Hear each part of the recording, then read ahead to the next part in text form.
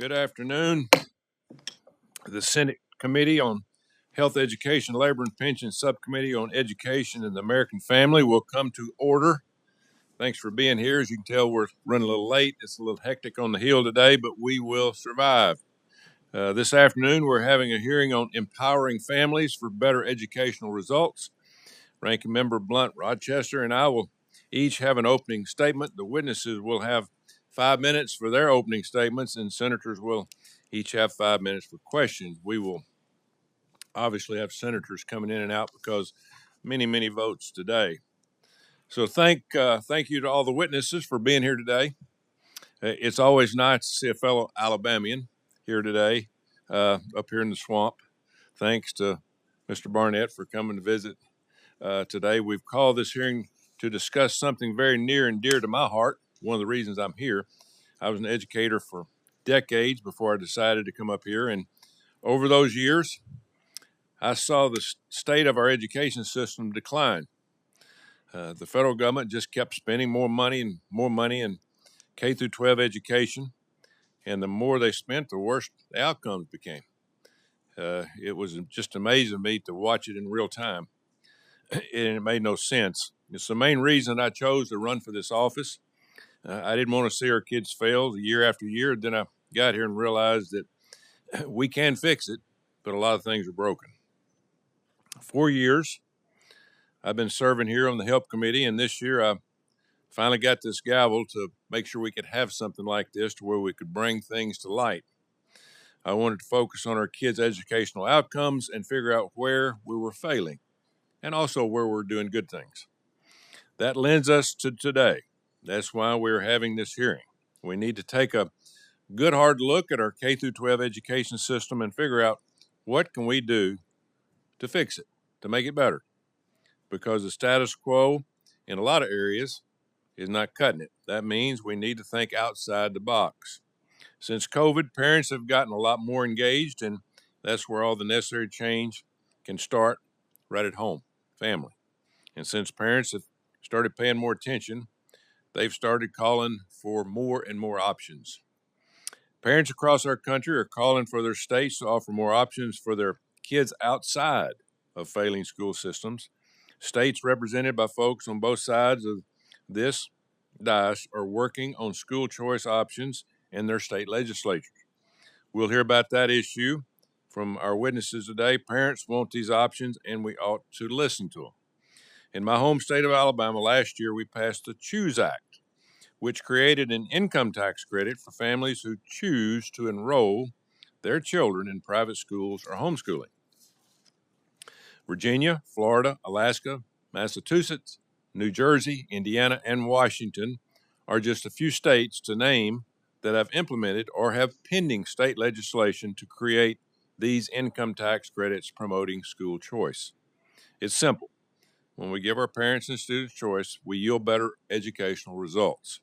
We owe our kids this investment. But it doesn't end there. Right now, our kids in a lot of areas can't read. We have kids entering middle school and high school who aren't at a third grade reading level. I used to recruit kids. I'd bring them in with 3.5 GPAs. The next thing I know, after testing them, they wouldn't be sixth grade reading level. Something has got to change with that. States and governors across our country have taken up the literacy challenge and enacted legislation at the state level where it should be. Ranking Member Blunt, Rochester's home state of Delaware, passed House Bill 304 that implemented reading assessments 3 times a school year for kids K through 3, and my state passed the Alabama Literacy Act, which does the same thing. And we're trying. No matter the state, this is a widespread effort, and we will discuss today the methods that are working. We'll talk about the science of reading and how best to implement it in our classrooms. We'll hear about how we can invest in our teachers and best prepare them to tackle this crisis head on. They need to be set up for success just as much as our students do. I want today to be an opportunity for this committee to have a conversation about what our states are doing and what can we do to support them from here, from the federal level. Our children are the best resource this country has, the best thing we've got going. And above all, we owe them one thing. an opportunity to succeed. And I look forward to working with all of you towards this common goal.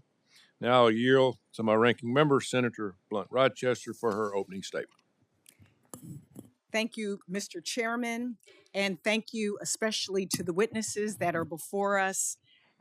I want to start off by saying that we agree education is pivotal for our country, and putting children and putting families first is so important, which is why this subcommittee is so important.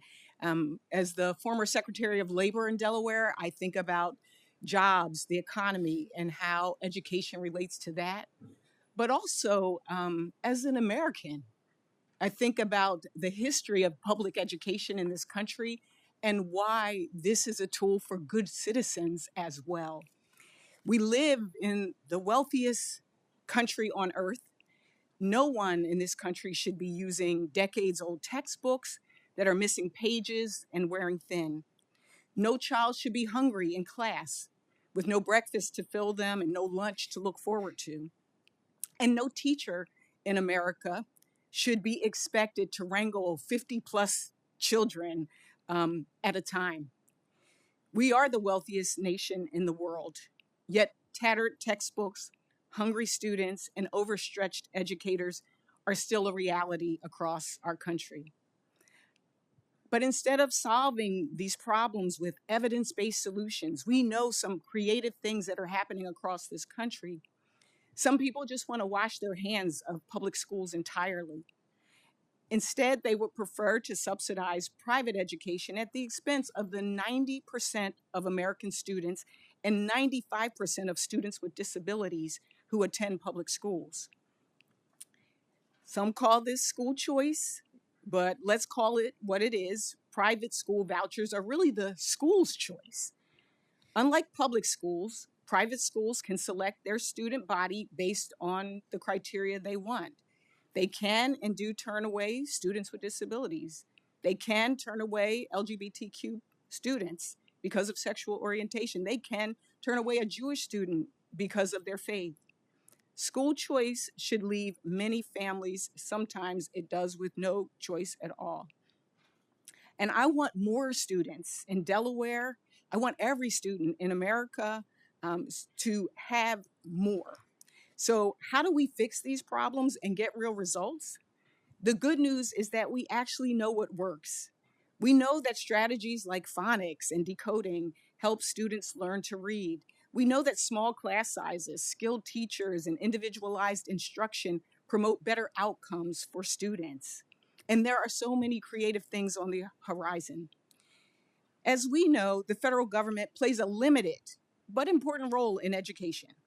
We cannot and we should not be making curriculum mandates from where we sit here in Washington, D.C. But we can invest in what works. We can uplift stories of success that show the true power of what public education can be. Like in Seaford, Delaware.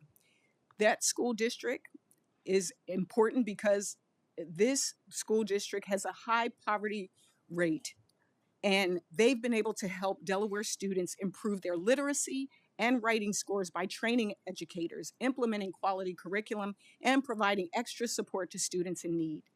If we really want a better future for more and more options for our children, then we must truly invest in public schools, and we must also make good on our promise to educate students with disabilities and fully fund IDEA.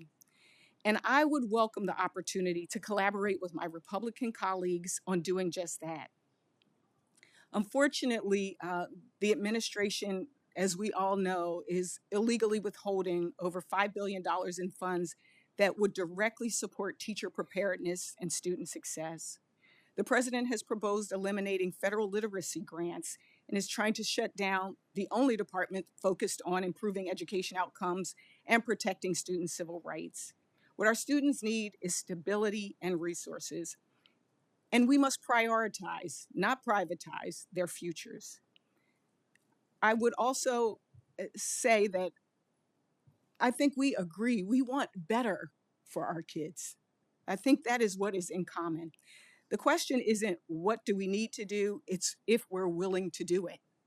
And I hope that my colleagues will consider working together And again, thank you, Mr. Chairman.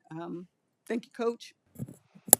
And it is my honor to introduce our witness, Mr. Barrera. Richard Barrera is the Board of Education Vice President for the San Diego Unified School District, where he served since he was first elected in 2008.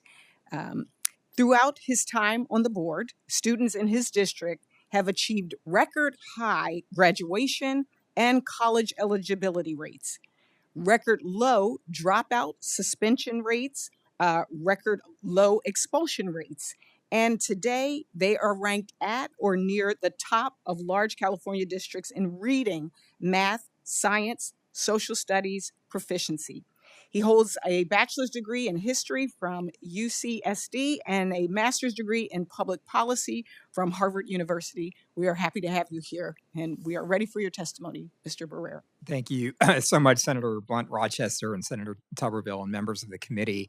I am honored to be in my 17th year representing one of the largest public school districts in the country.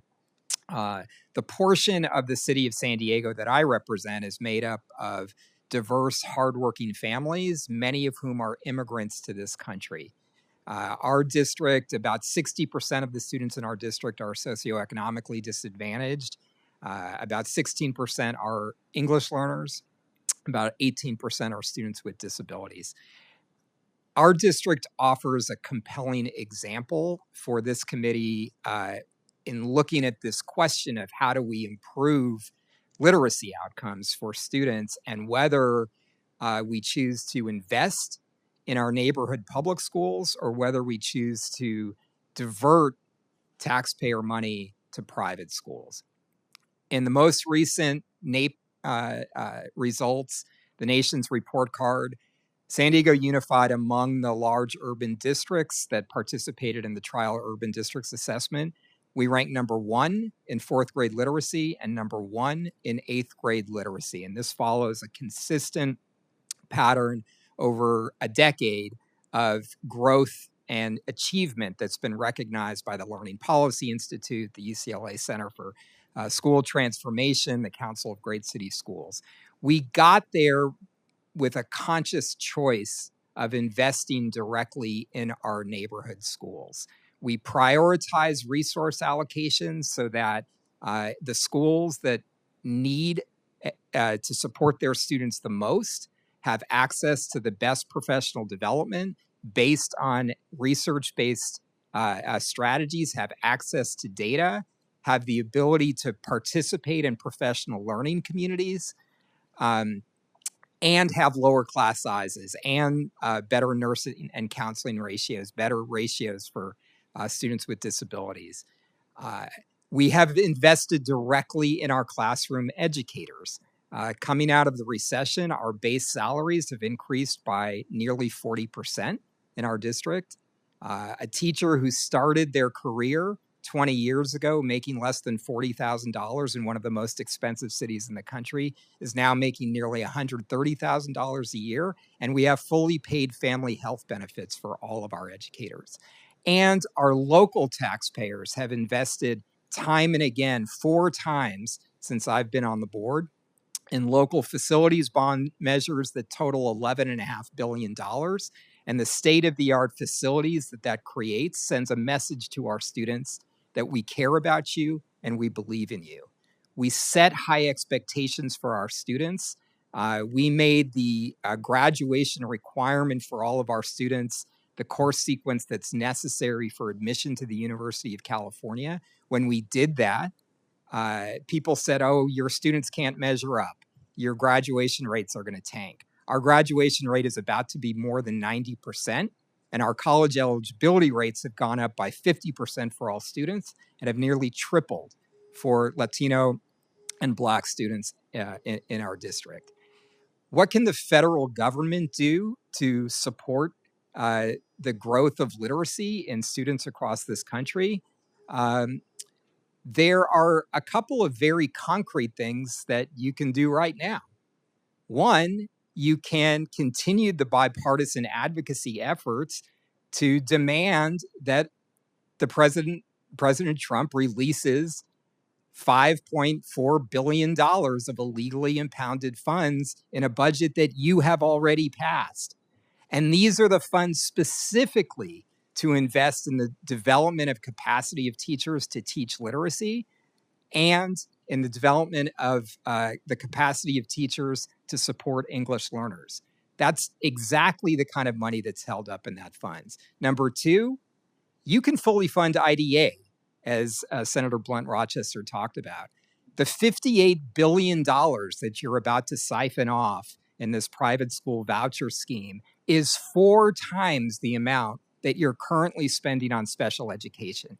You have a responsibility, and you've had it for 50 years, to fund 40% of the cost of special education in this country. Right now, you fund about 10%, less than 7% in our district. Fully fund IDA. And the last thing that I would say is you can ask, in fact, demand that the President of the United States stops terrorizing families in our district who are frankly afraid of sending their students to school. A second grader who's trying to read in their classroom shouldn't have to worry about whether their best friend is going to be at school the next day or whether they're going to see their parent when they get home.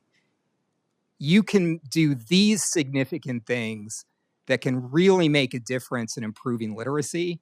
Much better strategy than siphoning off money for private school tax credits to families who are already going to private school, don't need it. And by the way, $1,700 in our city, private school tuition is $20,000 to $50,000 a year. So somebody who gets a $1,700 tax credit is not going to make a difference at all. What it does is just simply subsidizes families who are already going to private school. There's a lot that you can do, and it's time that you do it. Thank you. We'll start questions now. We'll start with Senator Husted from the great state of Ohio. Thank you, Mr. Chairman. Great to join you and the ranking member today. Appreciate all of you being here. It's something I'm going to channel my best Bernie Sanders if I could today. He often asks, as the ranking member of the full committee, about whether health care is right. I'm going to ask each of you, yes or no question. Do parents have the right to choose where their child goes to school? In our district, they already do. We have a robust choice system of community schools, magnet schools, neighborhood schools, charter schools. Parents have full choice. Can they choose already. Anywhere they want to go? Of course they can. Private school? And we have private schools that parents can choose to go to. So you get my point. And this is, I know I can't believe we're still having this conversation as a nation because, first of all, I want to thank all educators, whether you're in a public school, a private school, a charter school, a career tech school, a magnet, whatever it is. It's a hard job, and it's a really, really, really important job. And, it's just an amazing thing. Since I've been here, I have a appreciation for the fact that it seems like we always want to pass laws to tell people what to do with their lives. But we never really want to trust to give them the freedom to do the things that they think is best. They think are best for them or for their children. Thank you, Mr. Chairman, and thank you again to the witnesses. And Mr. Barrera, I want to follow up a little bit on your discussion about the diversion of taxpayer dollars, funds that were legally put forward by the members of Congress, and the thought of, because you got 2 tracks. One is the dollars that were approved and appropriated and are being clawed back. And then there is the desire to shift funding. I'm a big believer in efficiency. I'm a big believer in outcomes. I want us to make sure that our kids are getting the best education possible. But I too am concerned. And so first, I want to follow up on your comments about IDEA. You noted that our failure to fully fund it can be a barrier to our students reaching their full potential. How would fully funding IDEA enable districts to better support students with disabilities? I mean, we're shifting money potentially that could be going to fully funding IDEA. Absolutely. Thank you so much, Senator Blunt Rochester. And again, the $58 billion going into this tax credit private school scheme is 4 times the amount that the federal government is currently spending on special education.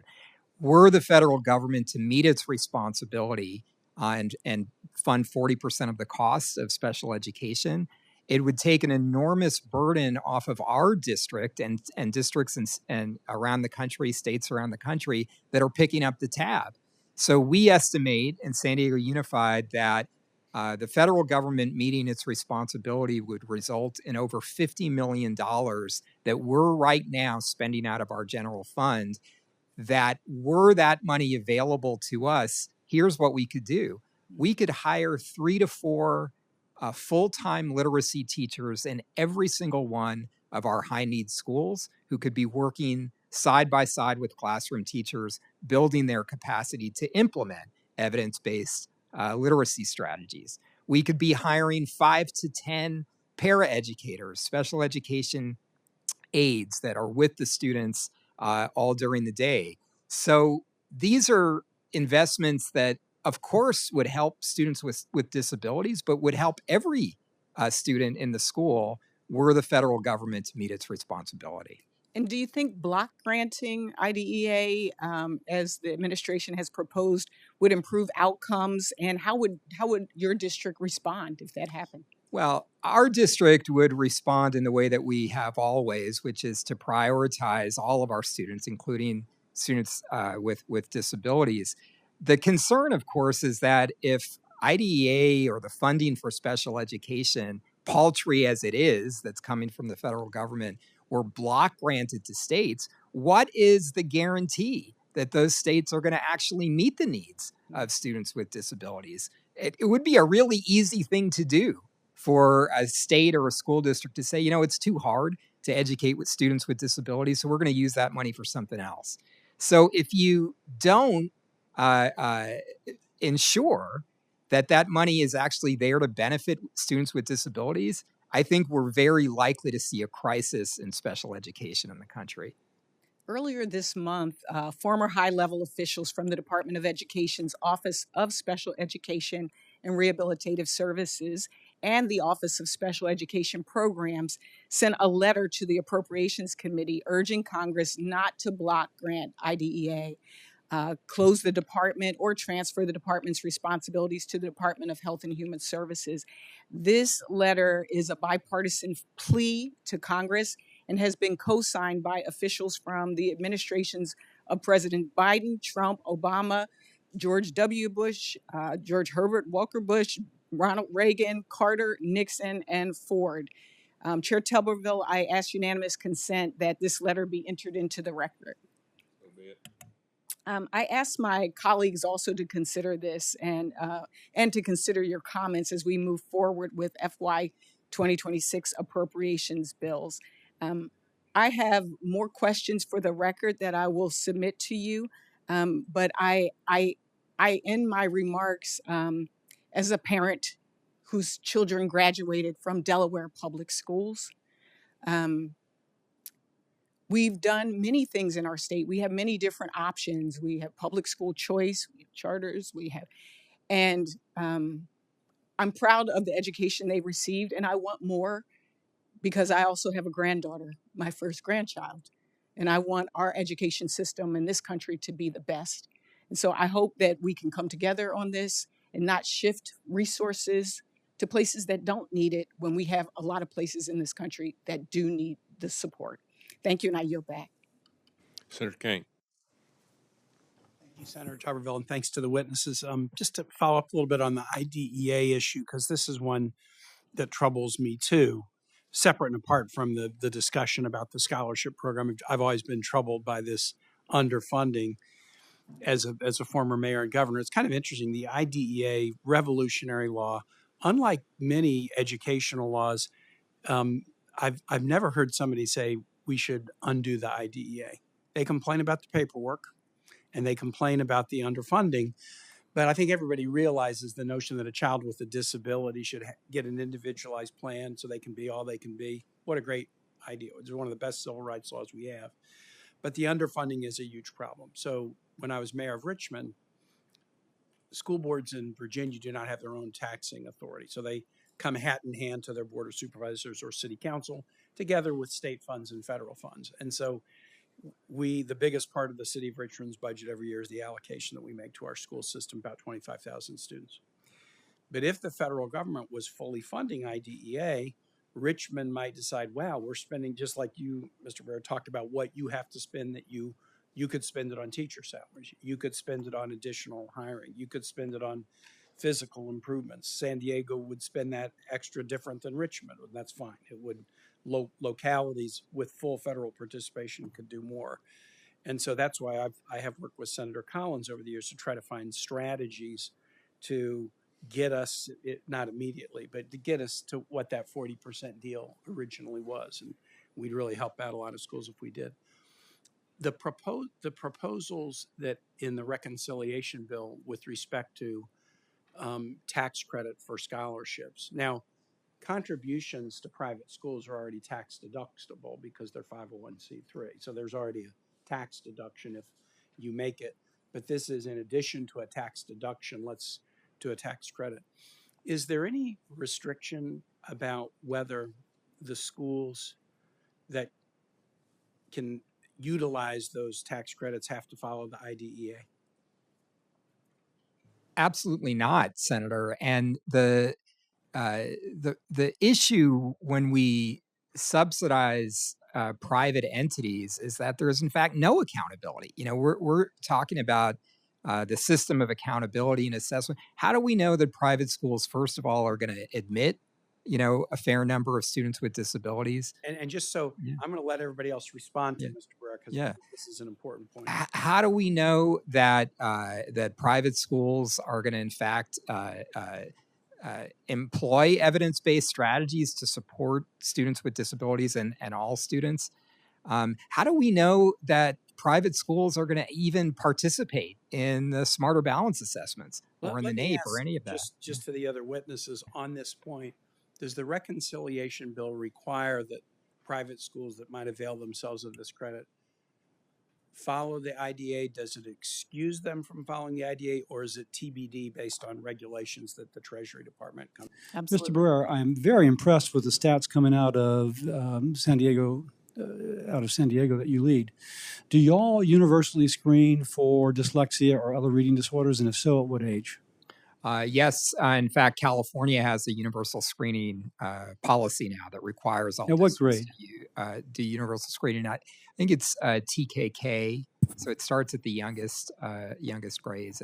I think it goes to second grade, and we've got an established group of universal screening providers that also do formative assessment and analysis around evidence-based literacy practice. And then within the school system, do y'all have a program specifically, a curriculum specifically for the dyslexic student, or are they mainstreamed with the others, kind of the same sort of curriculum everybody else is? Well, I think there's curriculum, Senator, as you know, but then there's also practice. And so if we have the tools, the screening tools in place, which we do, that allows classroom teachers, and if classroom teachers have access to the data and an ability to do that analysis, particularly around formative assessments, that allows teachers to target strategies to... Now, let me ask you, though, I think either Ms. Wicks or Ms. Gentles, or one of you, maybe any one of you, talked about the need for teachers to have ongoing education as regards both the prospective teacher, the actual teacher, on. Yes. And teaching a dyslexic is different than teaching a non-dyslexic, if you will. Yeah. Again, what we would point to as the most important professional development strategy for teachers, there's what happens in a school of education. There's sort of pull out PDs where, teachers leave their classroom and go to some. It's having an experienced literacy resource teacher who can be there side by side with a classroom teacher and identify this particular student. I find that the literacy teacher, unless she is taught specifically about dyslexia, because oftentimes dyslexia is not, I think, given the sufficient emphasis. Put it this way. We got 20% of the population is dyslexia. Yes. We got national reading scores that have not improved for decades. 40% of kids of color are reading below basic by what, grade 4? We are failing. Now, something's wrong. So in my mind, it makes sense that we have a bunch of kids poorly diagnosed and or intervened upon with dyslexia, anchoring that so that whatever we do for the others, we are anchored by kids failing to reach their potential because the intervention is not correct. Now, so I say that, I'm not fussing at anybody. I'm just kind of a cry of the heart to do something. In your school system, and I can imagine your demographic, because I'm a little bit familiar with your neighborhood. What percent of the kids are reading? Do you have that same sort of dismal 40%? I'm not blaming you. I'm asking that 40% reading below basic by grade 3.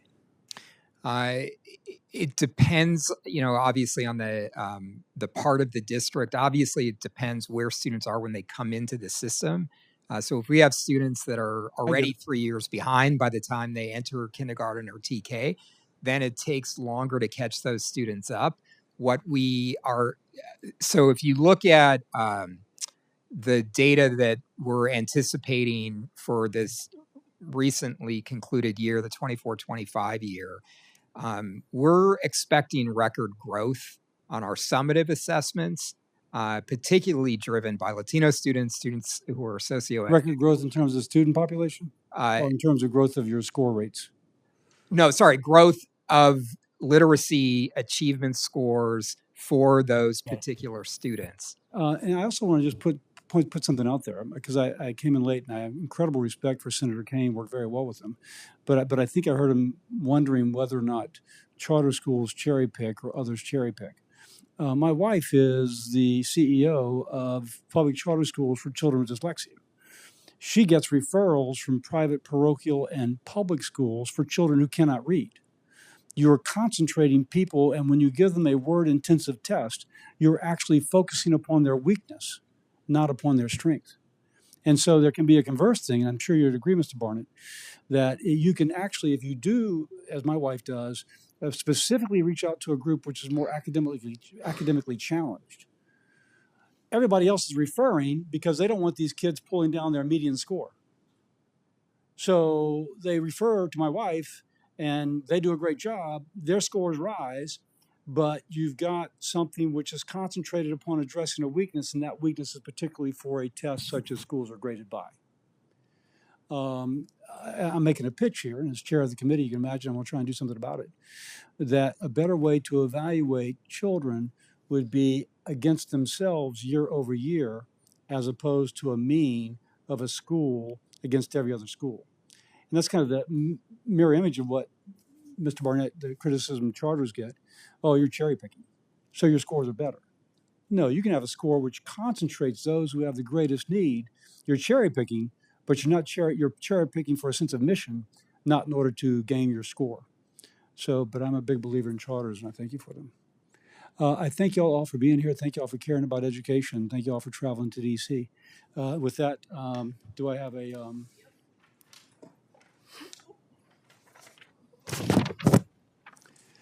For any senator wishing to ask additional questions for the record will be due 5 p.m. Wednesday, August 6th. Thank you again for the witnesses for being here. Subcommittee stands adjourned. Thank you all.